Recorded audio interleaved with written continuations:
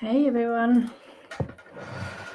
So I wanted to, I wasn't going to do a stream tonight because I'm putting slides together for something we've got planned for tomorrow. But yeah, I feel like a kind of mini Q&A and just to go over some of the filings that arrived today regarding Vansham was kind of important to do, really. So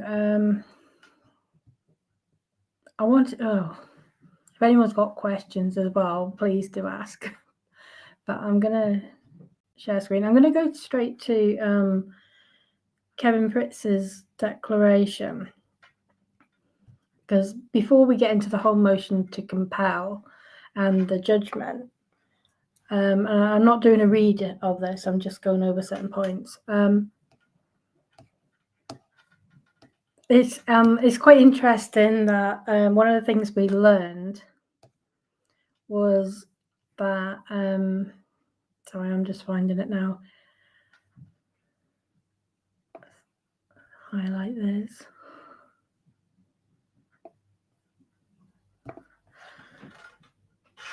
Oh, what this would be.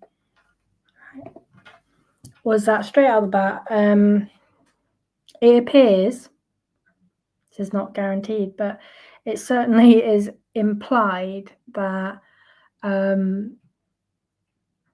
Lively, potentially, and Vansham have yet again kind of just sidestepped a process. Blake Lively's deposition transcript is designated confidential under the protective order, and that means it can't be shared unless it's de-designated, which is an entire process. It gives parties opportunities to object, etc., similar to a subpoena. But one of the counsel for Vansham made a comment to Kevin Pritz that his understanding was that Blake Lively had testified about the topics that Kevin Pritz wants to depose Vansham over. And when Kevin Pritz challenged this and asked a little further, asked if Vansham's counsel, if they possess a copy of Miss Lively's deposition transcript, and instead of saying, no, we don't, they just simply said, Fritz's words are, we're not answering that, or words similar to that effect. So it sounds like they have just bypassed another judicial process. At this point, I don't think anyone's surprised. Even though technically Vansham is, technically Lively, and it's the same. Well, the lawyers who are instructed will be being paid by her or her husband. Vansham is still a non-party in this, so they have no right to see anything that is marked confidential under the protective order. So if they've seen the deposition transcript or got a copy of it, that's a big problem, and we might see more come from that. But that was quite interesting. I also found it interesting that Lively did not testify for about Vansham except for one sentence. So I'm hoping that this gets unsealed, this Exhibit B, just to find out what that one sentence was. Okay. So, hi everyone. Good afternoon, I think, to the majority of you. Here it's evening. So, okay. I'm going to be moving around documents. Bear with me. Was there anything else in this?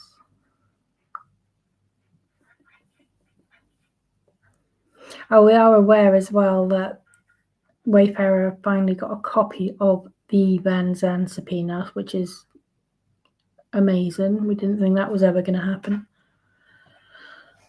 So, Kevin Pritz obviously filed the motion to compel. Now, he was quite specific. And I think I'm actually going to use my, because I've already done the threads on all of this, so I think I'm going to use that rather than court listener.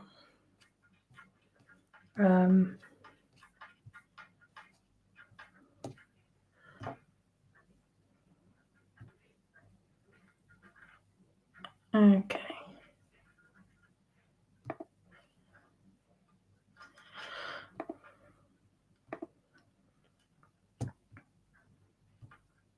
All right, so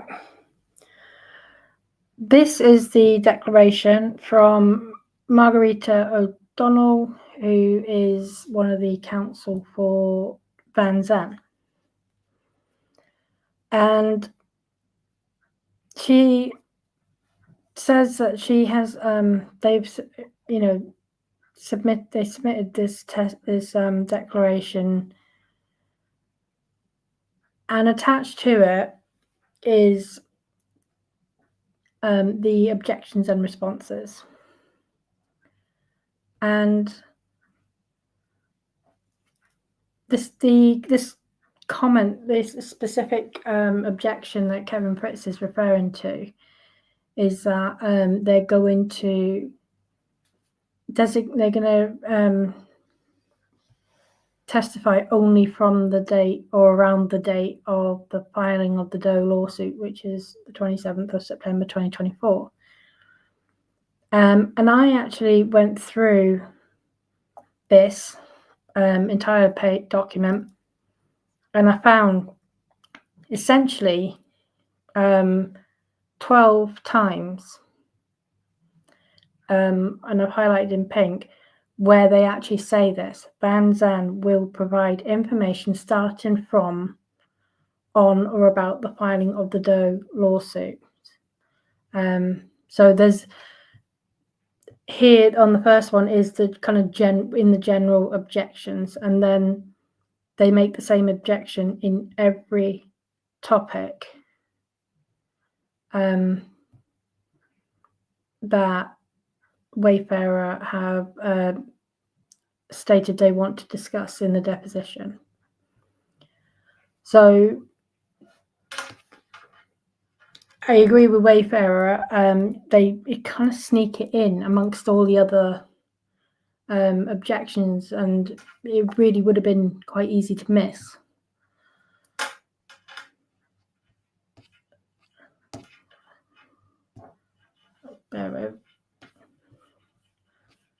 When we got the letter then from the council, and I think personally, obviously the judge denied it. He denied the motion to compel because I'll bring that up first actually. He denied the motion to compel because of Wayfarer's failure to satisfy Rule 4C.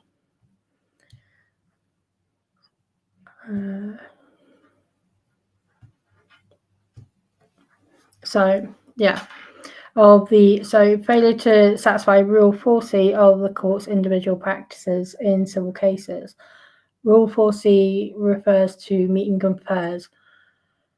So they did have a meet and confer, but it wasn't on this issue specifically. It was like a general meet and confer, and that you can see that in the email exchange. What Vansham come back and said is, but you didn't raise this issue. There is reference to it in the email from Kevin Pritz, but it wasn't raised fully. I mean, you can see it here actually in this email were kind of highlighted in green. This is where it is raised by Kevin Perez. Vanzan's argument was, okay, but you didn't, we didn't say we wouldn't answer questions. I think there's wordplay though. Why would you put an objection in if your intention wasn't to use that to say, no, that's outside the scope or something to that effect during the deposition? And Wayfarer are kind of limited on, their time in resolving this issue with the court. And that is largely, there is some blame on Wayfarer. There's a lot of blame on Vanzan. Vanzan have only just, when was it? I think it was only, so the date, the 24th of September, so only 2 days ago did they even return their objections and responses to the subpoena. The subpoena was served on them on the 9th of September. So that is more than enough time. They should have got this in quicker. Wayfarer's hands were somewhat tied, unfortunately, until they knew what they were objecting to. They had nothing to object to before they had these responses. And as I said, to actually find that line where it's buried in amongst all the other objections was not that easy. So I get quite a few people have said, oh, Wayfarer last minute.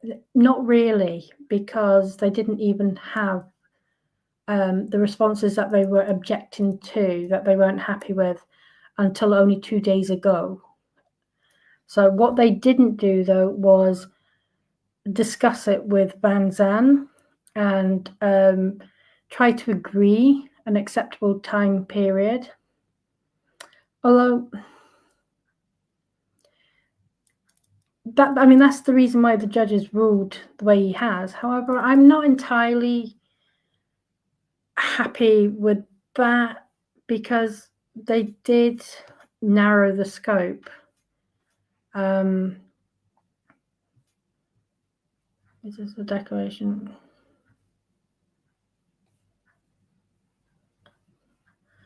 I'm just trying to find where Fritz said he.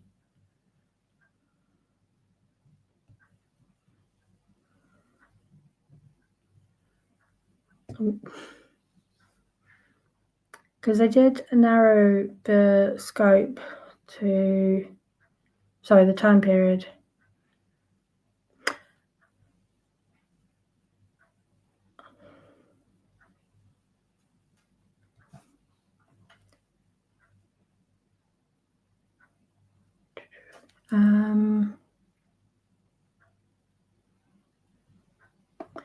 I know it was the 1st of from the 1st of July to December 31st. They agreed to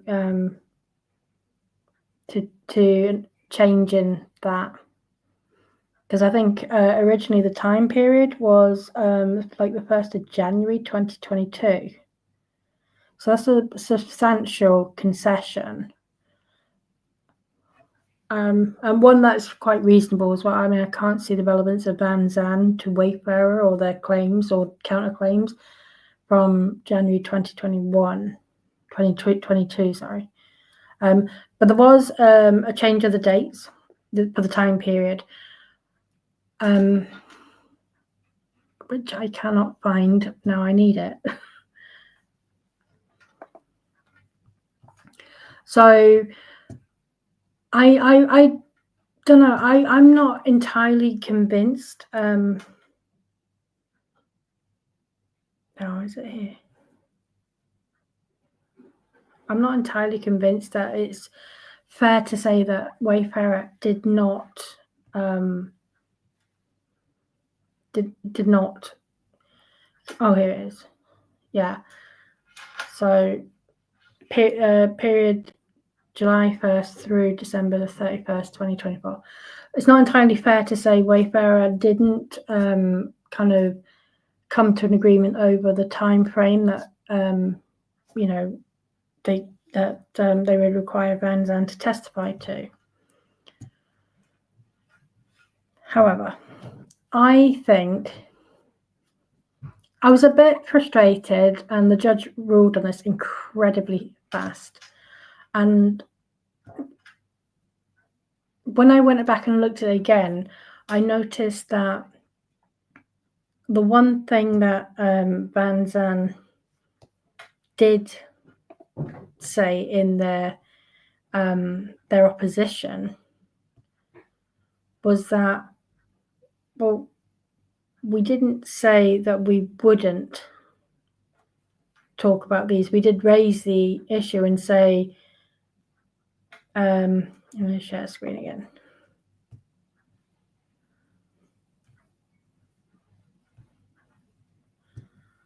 So in this footnote here,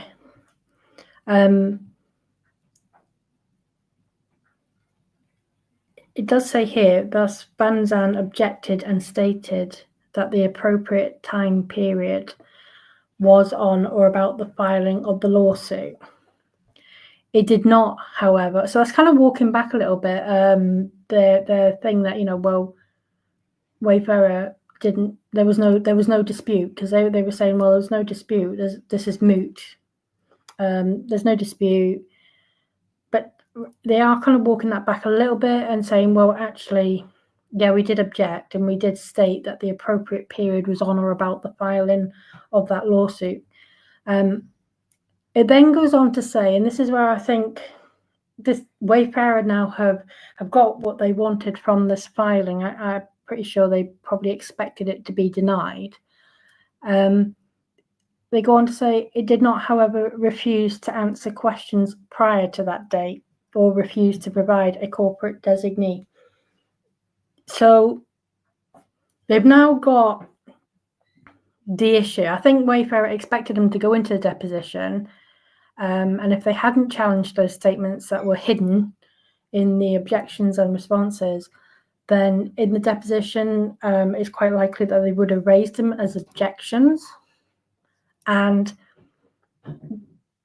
it, reasonably then, that could have stood, because it was in the objections and responses, and Wayfarer did not raise an issue with it. Because they've raised an issue with it and it's in front of the judge, technically the issue is now there. And the judge has not denied this motion on any of the substance. He's not denied it because he doesn't agree with Wayfarer's argument. He's denied it for the procedural reason that Wayfarer, did not fulfill all of their obligations with regards to meet and confer Rule 4C. So I think now that Wayfarer will be able to go into the deposition, ask the questions, and if Vansham tries to lodge objections, because they have said, they've got it in writing now, or we didn't actually object, and we didn't say refuse to answer questions, I think that is going to be helpful to them, if that makes some kind of sense. I'm just looking through the chat now to see what questions there are. I mean, it's annoying when the judge rules this quick, but at the same time, it's I kind of expect it these days. Hi, Annie. Hi, Liza.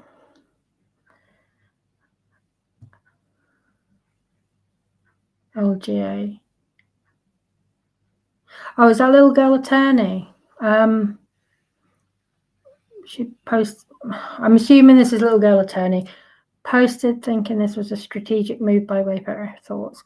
Yeah, I agree. I think because they've brought the issue and it's now in front of the judge, and I think, you know, now they've kind of, what they made Van Zandt do was to respond in writing and deny that they were refusing to answer questions that, you know, that would have come under a time period before the filing. So although they kind of lodged the objection and said, you know, we think that anything before this time is irrelevant.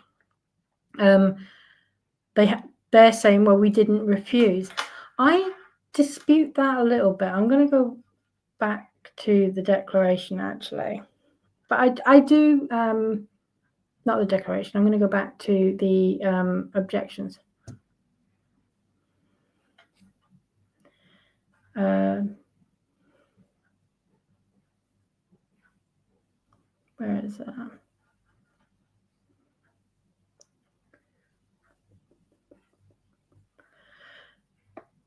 Because if you look at the wording, right, the wording here is Van Zandt will provide information for this topic starting from or about the filing date of the Doe lawsuit. They're not saying we object. If I show you in a different color, them objecting. Right next to it, Van Zandt objects to the relevant time period of January 1st, 2022 through the present for this topic as seeking information not relevant to this action, overly broad, unduly burdensome, and not reasonably calculated to lead to discovery of admissible evidence. That's an objection. It starts with, we object, and it lodges all the normal objections. Where they say, in yellow then, where they say Van Zandt, well, it literally says Van Zandt will provide information for this topic starting from on or about the filing date of the Doe lawsuit. That's telling Wayfarer this is what we're going to do. That's not saying we object to it for these reasons.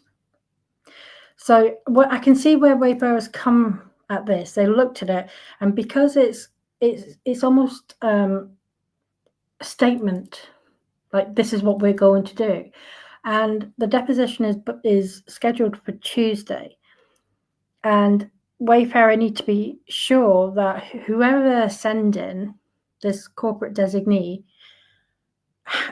they need to have knowledge of before the filing, what happened before the filing on the 27th of September, because Wayfarer want to know that.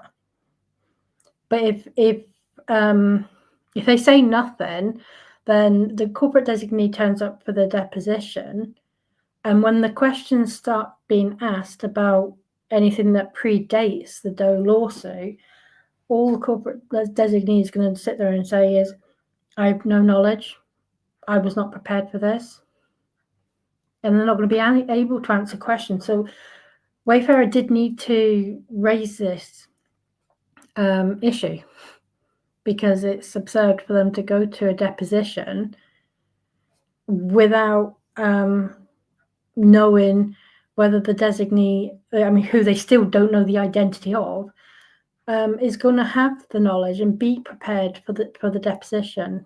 They needed to put something out there to say, you will be asked about this, so be prepared, which is what these filings have done. I'm sure there will probably be a meet and confer about this, probably going on today or Monday. It may well even run into the weekend. So, but I do think it was a strategic move by Wayfarer. If they'd done nothing, that would have probably come back to bite them.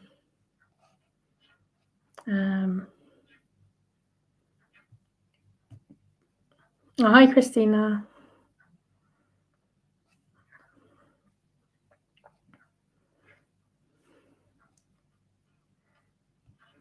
Hi. Hi, Max. The Vansham deposition date due. Do you think Wayfarer will be able to ask Vansham on the communications? Yeah, I think they will be able to ask. I do think they'll be able to ask. I'm half expecting them to say that everything is attorney-client privileged, but they will certainly ask.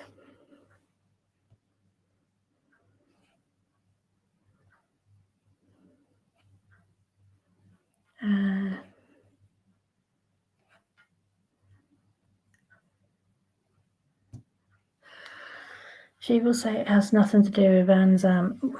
I don't think she really can, because what Wayfarer do need to get to is, you filed a Dole lawsuit for a breach of contracts, but you don't know who it was that you had contracts with, which makes no sense. Wayfarer, they can get around attorney-client privilege, even if, they would sort of say, Vansham was to say, well, we were, at that point, there was attorney-client privilege, we were in the process of filing a lawsuit. Wayfarer can say, well, where are these contracts that were breached? They will be able to ask, well, what relevance did the It Ends With Us movie have with those contracts? Who made you aware that Stephanie Jones or Jones Works may have information that is, you will want to seek? There'll be those kind of questions. Annie, is the Vansham subpoena backdated? No, I think it's dated the 3rd of the subpoena. When you say Vansham subpoena, are we talking about the subpoena that was served last year for the information from Jones Works? Because that's dated the 3rd of October. We know that from the news outlets who reported on it, who had a copy. If you're talking about the subpoena from Wayfarer this year, that's dated the 9th of September. They reissued, there was two. They issued the first one because these are deposition subpoenas. They issued the first one because the deposition was originally scheduled for the 29th of October. But then they, September, but then they changed the date to the 30th. So they reissued a new subpoena to notice that day.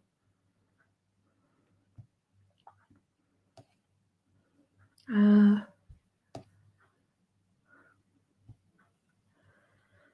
wonder how much Wayfarer will have to dish out. It'll only be like a day's work. It'll be a few $1,000s. I have no doubt. Maybe in the ballpark region of around 10, I would have thought. I don't know the hourly fees. A lot of the work also would have been done by paralegals or like juniors as well. The letters that are filed have got the partners' names on them, but not all of the work would have been done necessarily by the partners.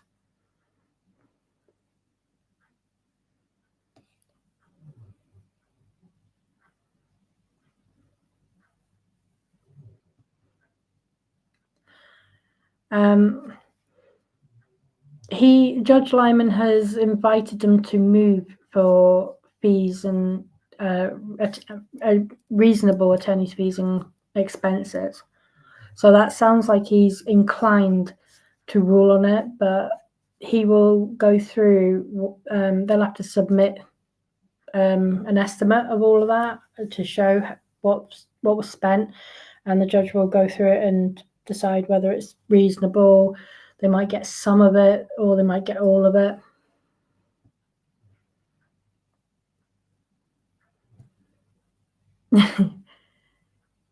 Some spray. Oh yeah, she's got hairspray, isn't she?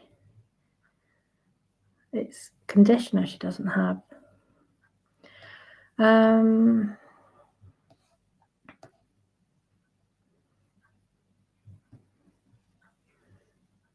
Yeah, I noticed that. I was very swag. That's a good word. Yeah, he has swag, swagger.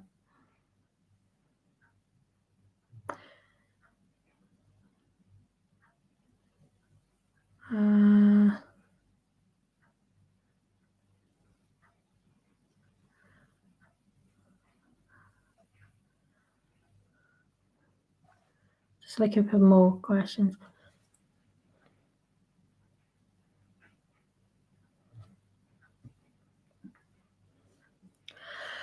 Julianne, yes, the irony was not lost on, I think, a lot of us on this, that yes, Blake Lively needed a week's notice of who was going to be at her deposition, but, you know, we only have one full working day now, one full business day before Vansham deposition, and they still haven't gotten around to telling them who the corporate designees are going to be.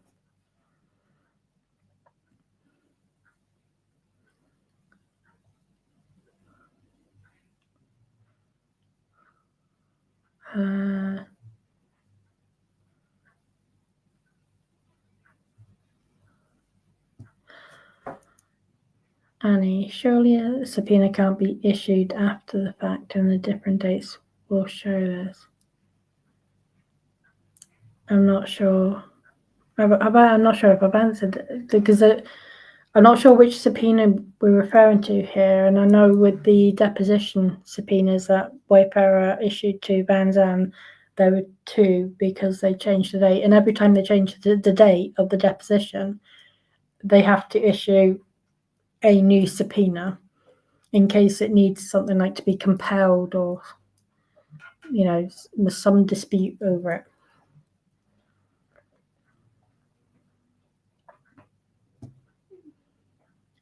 Oh, so it is Little Girl Attorney. Okay.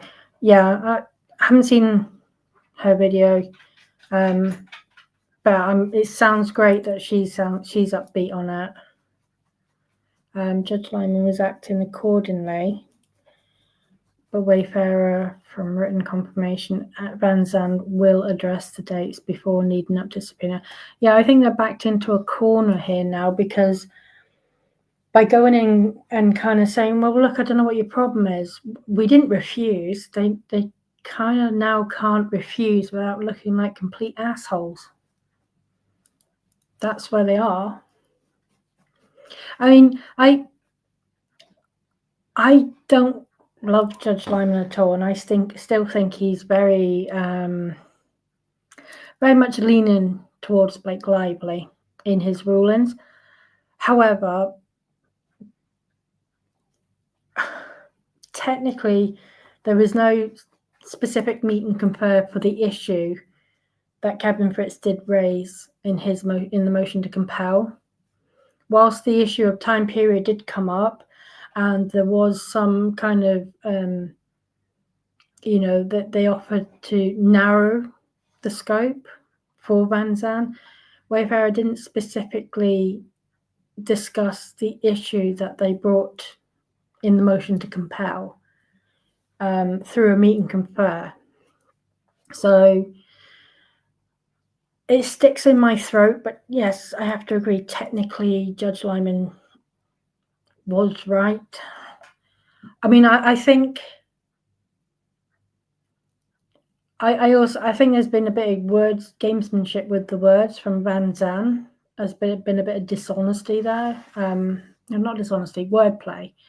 They've been quite careful with how they've worded, especially those footnotes in their response.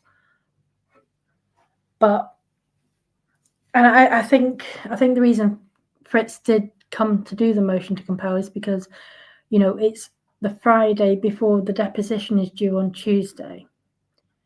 I personally, I still feel that, it is a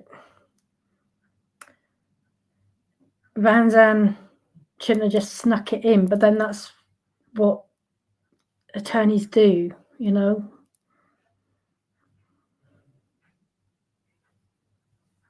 Yes, they haven't done anything. They haven't broken any rules, put it that way.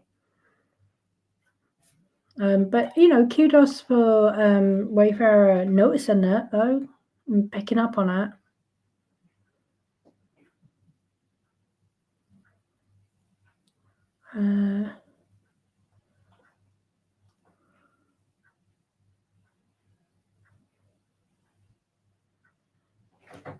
You don't think Wayfarer attorneys are being strategic with these filings, luring the dark side into a false sense of security? Yeah, they are. But there is that. I don't think. I mean, it looks like Wayfarer are making mistake after mistake, and they are making some mistakes. As much as I like the attorneys from both firms for Wayfarer, and they're doing a great job. The amount of stuff they've got going on, in this case alone, behind the scenes, is a lot. It's huge. So, I can see why they get to things a bit late on in the day, and it is frustrating. I don't think that if they got to it any sooner, Judge Lyman would have, magically granted in their favour, though. That's kind of where I am with Judge Lyman now.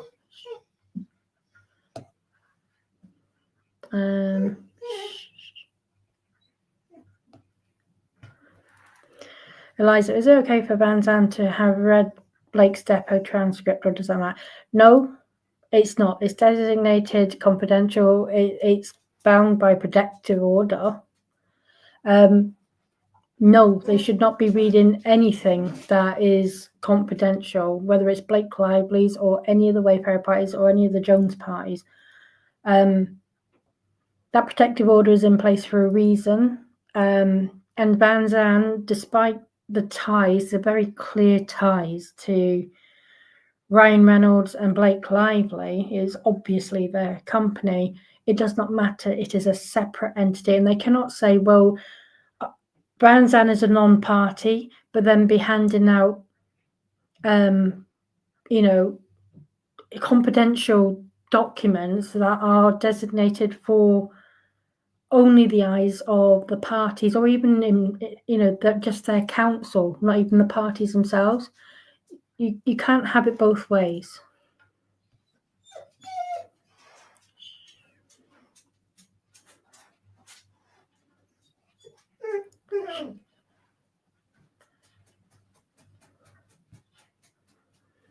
So we're talking about Vansham like it's a person, but I guess we can interchange Ryan's name with it. Well, as of the 30th of June, he is the CEO. At the time, though, the 27th of September last year, we all assumed it was Blake Lively. And she had some, significant control of the company to have been able to have filed a lawsuit. So I'm sure there will be a paper trail somewhere. I did a deep dive on who was actually registered as the corporate executive officer. Before Ryan Reynolds, it was like a company, LS Incorporation, who they do fictitious filings. So we'll be talking about that tomorrow a bit more. But yeah. But there will still be a paper trail, because even when you have someone register a company on your behalf, you pay like a third party company, usually for privacy or something. You still have to file something with the court to say that this is the real person behind the entity. So there will be a paper trail.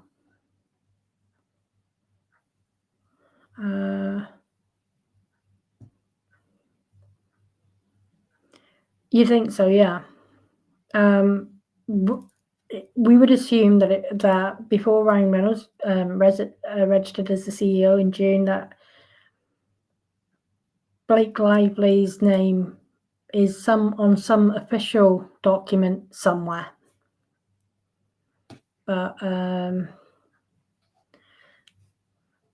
have a look. See if I can find it.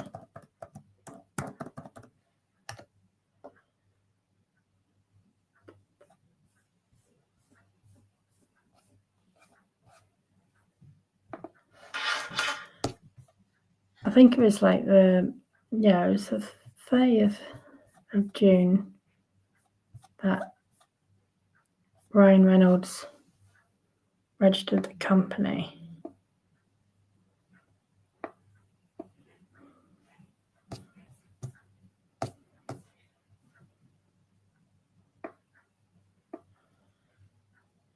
Sorry, bear with me. I am just sifting back through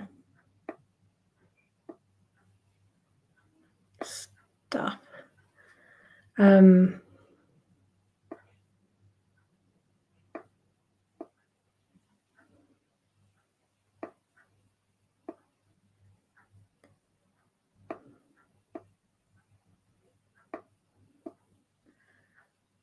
Yeah.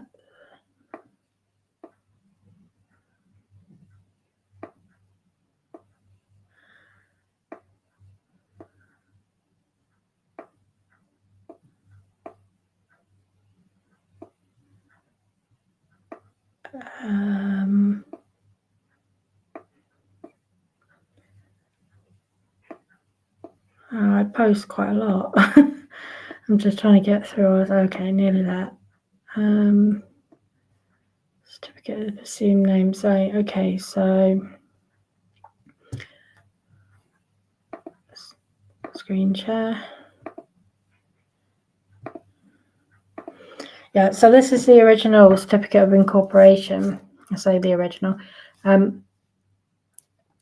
As you can see, it was a Celeste Rhine who was the incorporator of Vansham. And under Section 402 of the Business Corporation Law, there is a mandatory requirement to register incorporated details, corporate name, business purpose, stock information, and registered agent details. But so the incorporated name originally was Celeste Rhine. Celeste Rhine worked for LS Incorporation Services. Originally, I thought LS Incorporation Services was Leslie Sloan. Where is it?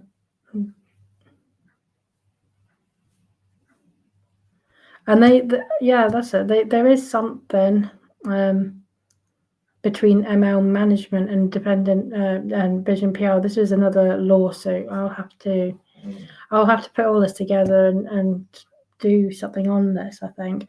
But yeah. And to register a business under a fictitious name, as they did originally, there has to be a certificate of assumed name filed with the New York State Department.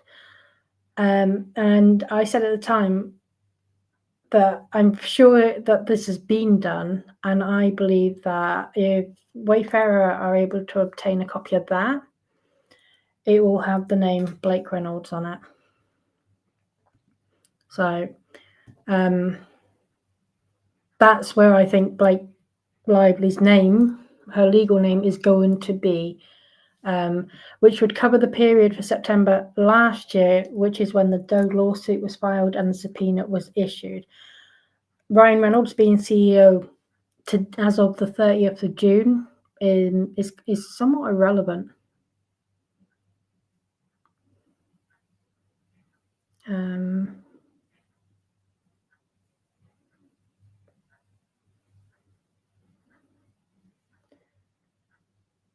So like,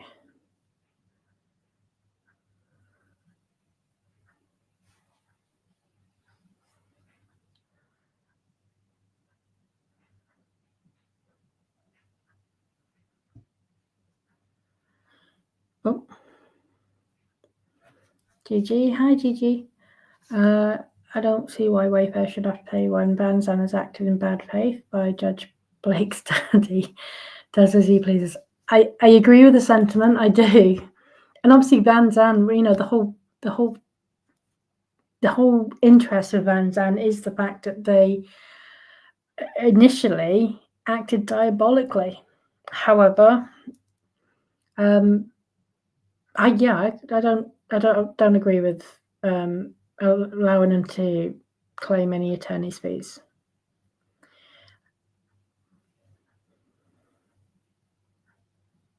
Van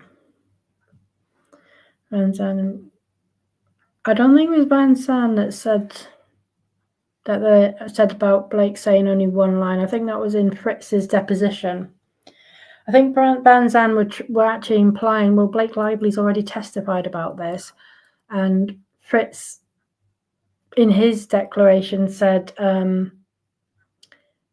well, they're not supposed to have a copy of the transcript, by the way, because it's under the protective order, and also, and then for good measure, put in that Blake Lively actually only gave a one-sentence answer regarding Van Zandt throughout the whole of her 7 hours of deposition. Yeah, I agree, Hayley. There's paper trails for everything. You can't open a bank account without the ownership structure. You shouldn't be able to in a lawsuit without showing the ownership structure. Exactly.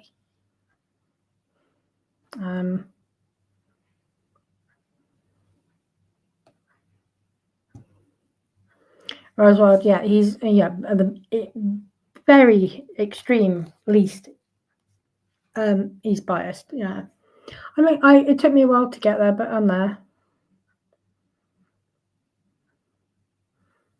You always try to see, hope that the judge is making a decision for the right reasons. This one, the decision came so fast.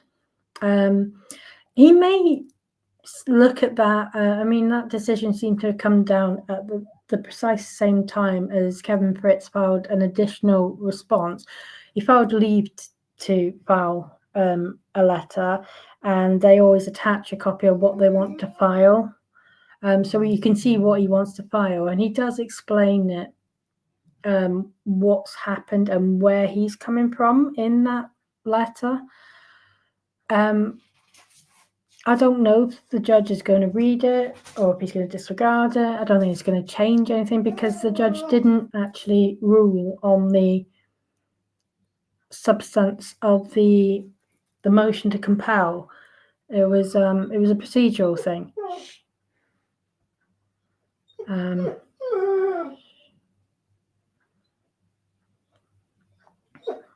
hi, Kay Bella. I have a cockroach costume. Right. I think we should all change our usernames to Van Zandt CEO and volunteer to be disposed for them. That's not a bad idea. Yep.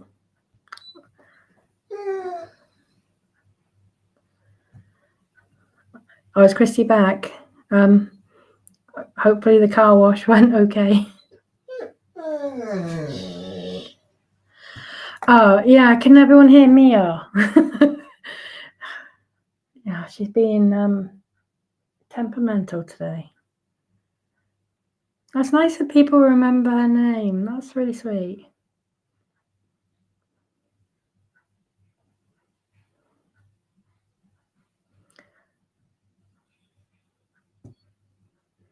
Hi, Jane. And yes, 100%, I agree. The whole company. I think the company is there just for these kind of frivolous lawsuits. I think they're there to circumvent procedures and processes. And yes, I agree. I think they've done it before. I haven't seen other lawsuits where they have done this before, but I well believe that this was not the first time.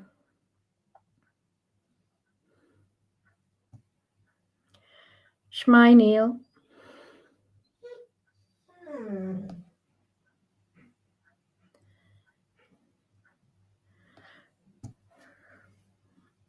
So Van Zandt implied that they read the deposition. Can Wayfarer bring that up? And would they bring it up before trial or during? If this has already been answered, I'll go back and watch.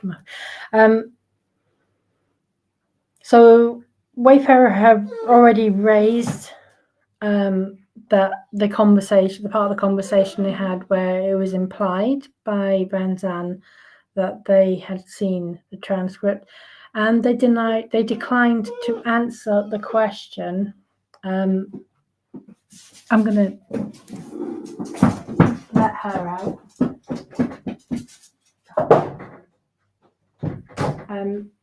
So Van Zandt declined to answer the question when asked, have you got a copy of the deposition transcript? They didn't deny it. They declined to answer it. So there's that.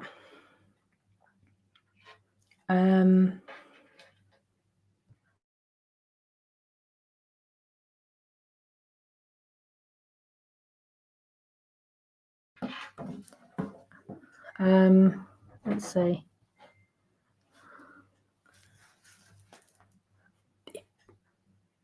It is potentially, though, it's something they could, formally raise with the judge as well. It looks like right now, Wayfarer haven't formally raised with the judge that, they're not filing anything, probably because it's still vague as to whether Van Zandt actually have had access to the deposition transcript or not. It sounds like they let slip, but then have refused to respond any further. So it's not really enough to file something.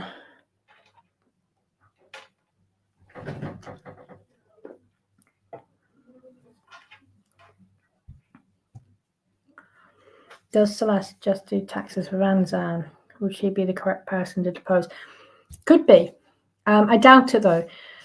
So LS Incorporation, they were... they basically... Oh, let's have a look. LS Corporation... they basically provide services where they use their name to incorporate, like in entities, basically.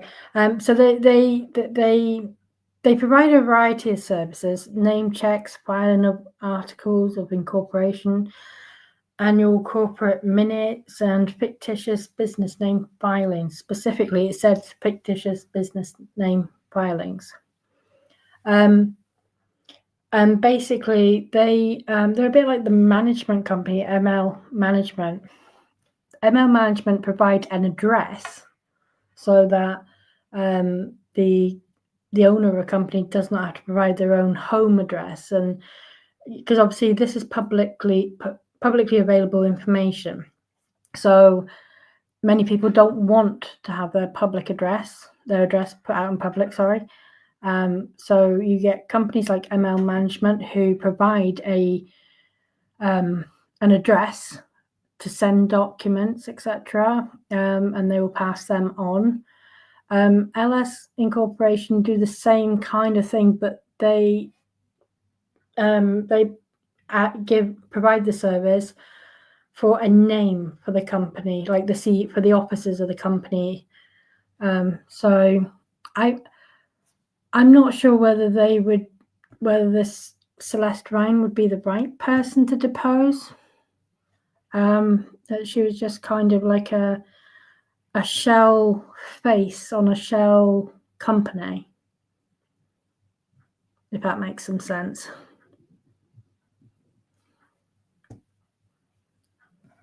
So Blake's name has to be involved to use the info. It doesn't have to be her directly, because the subpoena also asked about Ryan Reynolds, from what I remember. And as he is now currently, as it stands, the CEO, if he turned out to be the person on the certificate of assumed name as well, like he was actually the CEO last year, then that's still okay for these documents.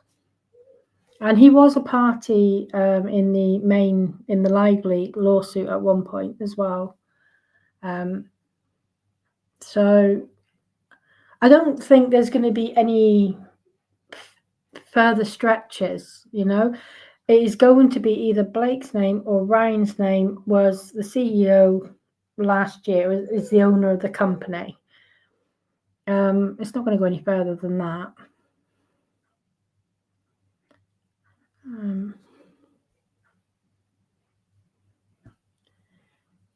Yes, she is. Even better. You know, she does not.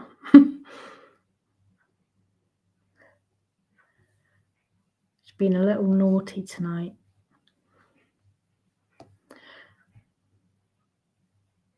Yeah, she's yes, it is the dog. Oh, okay. Bear with, I will I'll get you something now of Miss Mia.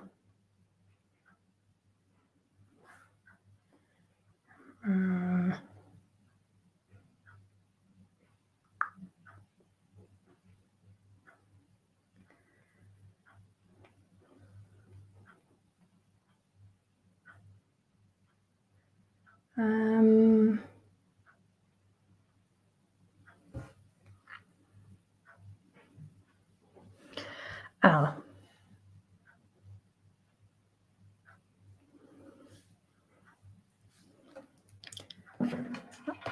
I'll have to I'll put a picture up now of Mia. I'll have to take pictures of the bearded dragons as well.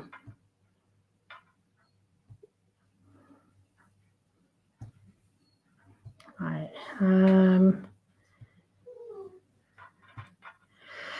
Okay. That's Mia.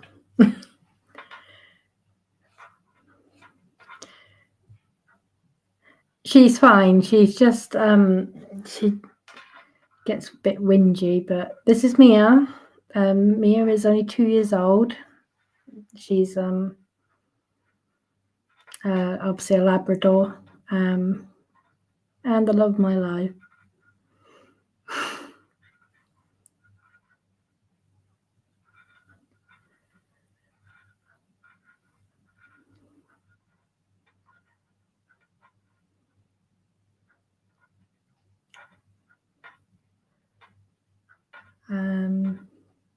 I'm still looking for questions.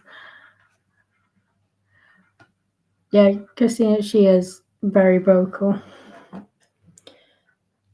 More often than not, she's actually really good. Like, she's always in the room with me when I come on live stream, but she rarely makes a sound. But occasionally, she's like, "Yeah, I want to be part of the show," which is adorable.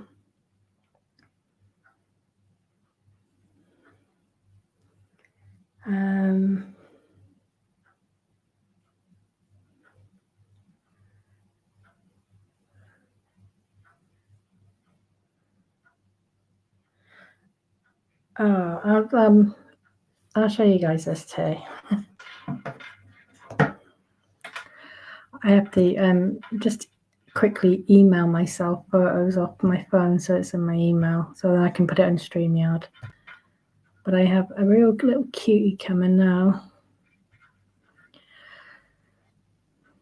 My little girl, she wanted a bearded dragon, and who was I to say no? And she's actually really good with this, but this is her beardie called Sisu. He's named after the dragon in Raya and the Last Dragon. which my little one was absolutely obsessed with. He's really cute. He's really funny. We have got another one. So he's a boy. We've got another one called Maleficent, actually.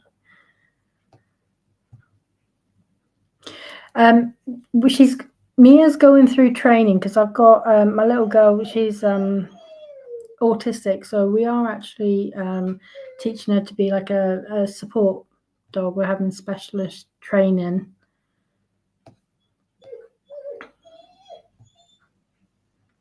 I had 2 loves of mental. I lived in Porthcawl, so we were on the beach every day.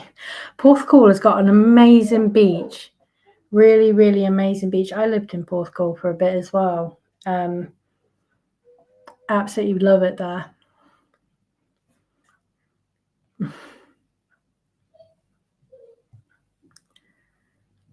No, I don't love spiders either, Hayley. But my stepdaughter, she used to breed tarantulas, like really exotic tarantulas. Weren't for me, but I don't mind them, but not for me really.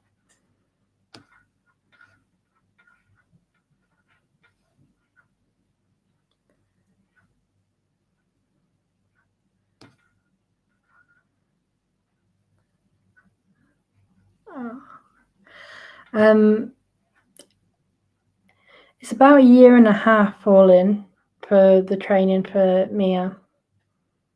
So yeah.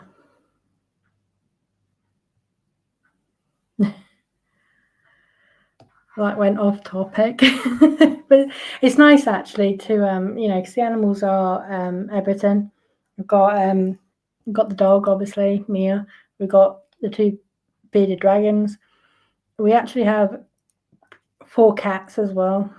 3 of them are really old, but one is only 3 years old, I think, quite young. So yeah.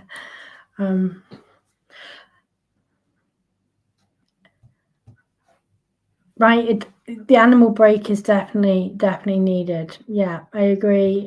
Sometimes you just need to decompress. I know it's really easy to to kind of get a bit disenchanted, and I understand that everyone's getting pissed off now with the judge and ruling after ruling that appear to be going against Wayfarer, and I kind of really want to say that nothing is decided. It isn't right now. The case is not hinging on some of these decisions. There will be ways around it, and Wayfarer are knowledgeable enough to know this. I kind of wish that they would kick up a bit more fuss than that. They'd become more like Lively's team, who are complaining about everything. I do wish that they would become a little bit more forceful. I have a feeling, though, that is not down to the council. I think that is down to Wayfarer. And that's just their kind of personalities to not be combative. But unfortunately, that means that they don't get what they need necessarily, or they're going to lose some battles with the judge. I still think, though, that they're in a strong position.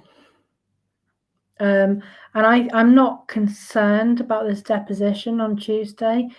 I feel like they are going to ask all the questions they want to ask about the time periods they want to as well. Because, as I said, although the judge didn't compel, he denied the motion to compel, it was procedural. So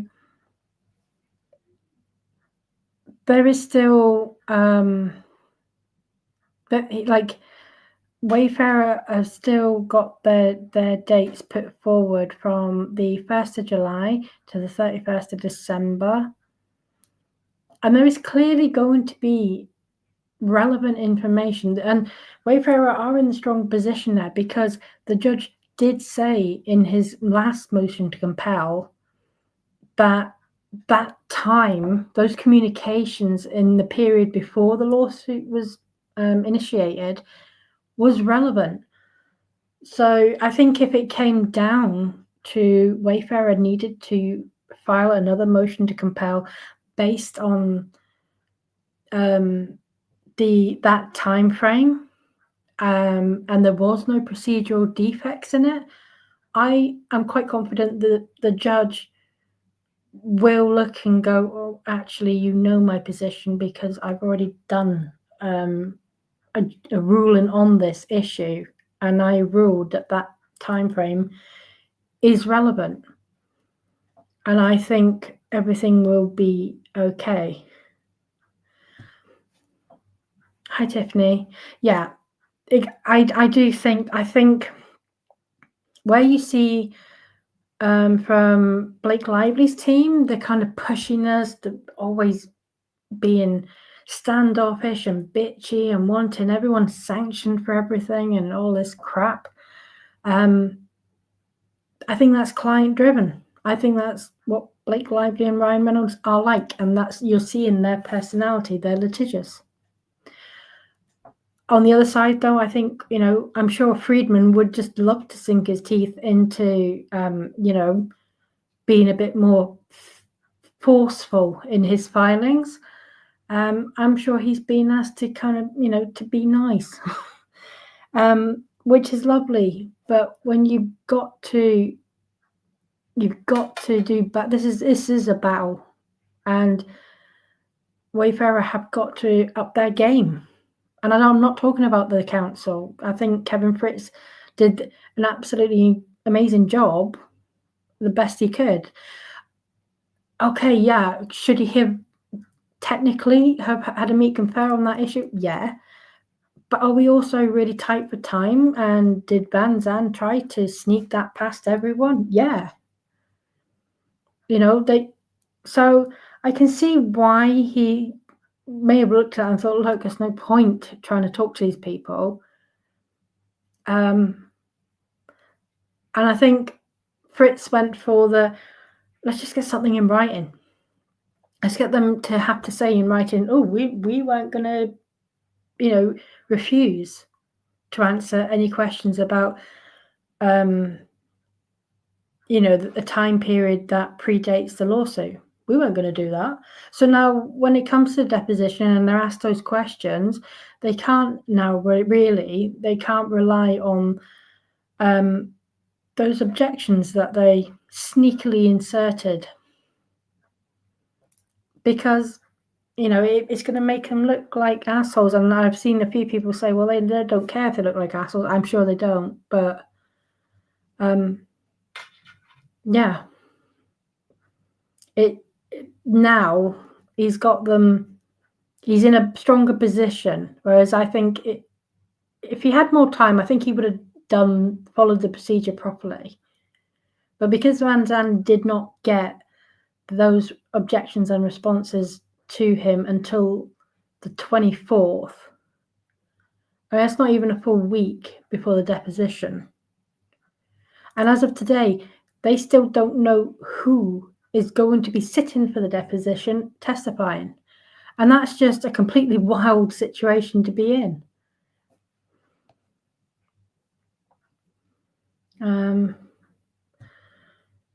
Pete, I do agree with you.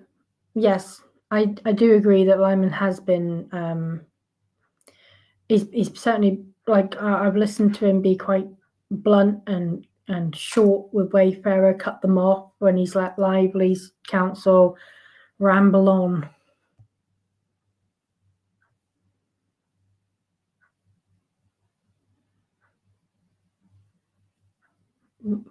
Sorry.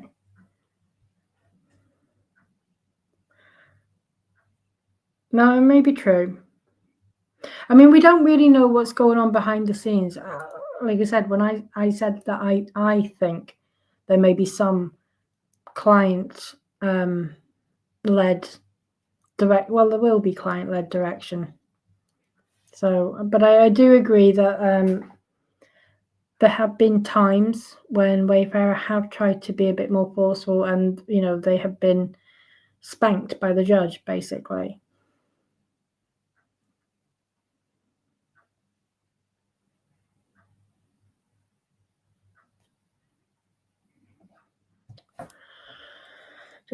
During the depot, do they have to answer questions Wayfarer asks, even if Vansam's attorneys object? Yes. So what happens there is you go into the deposition, you are asked a question, your attorney will lodge a series of objections. You still have to answer the question, and then everything goes to the judge to make decisions on what gets cut.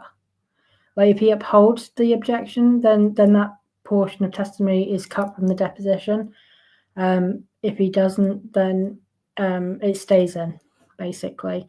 But all the questions do need to be answered. So there's only a couple of situations, I think, like where the attorney specifically instructs you not to answer, for a handful of reasons, really.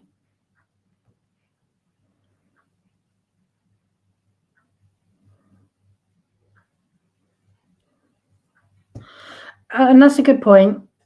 Jen's happy place.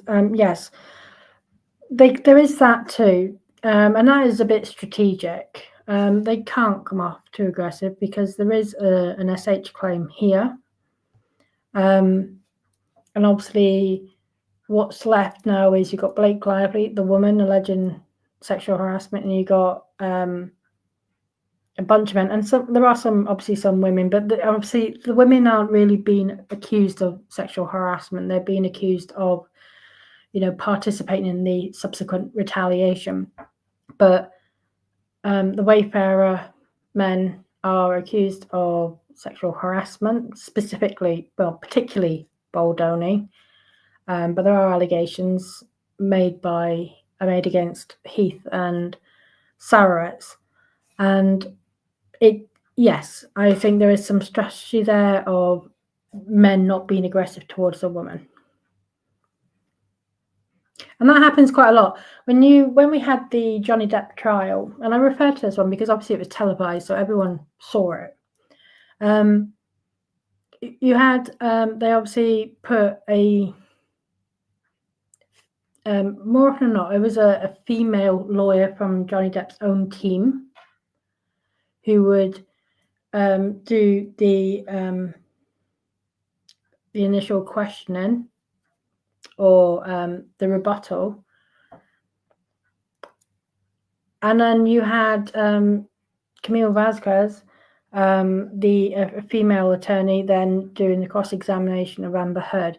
So on the one side with Johnny Depp, they had female attorneys questioning him to show that the women were not intimidated by him and he was respectful to women.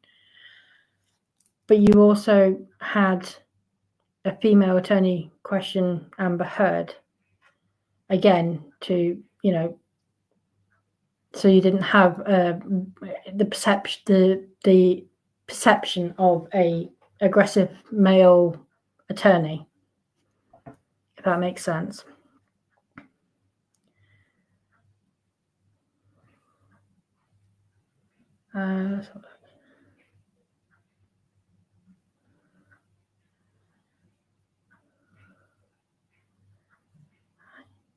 So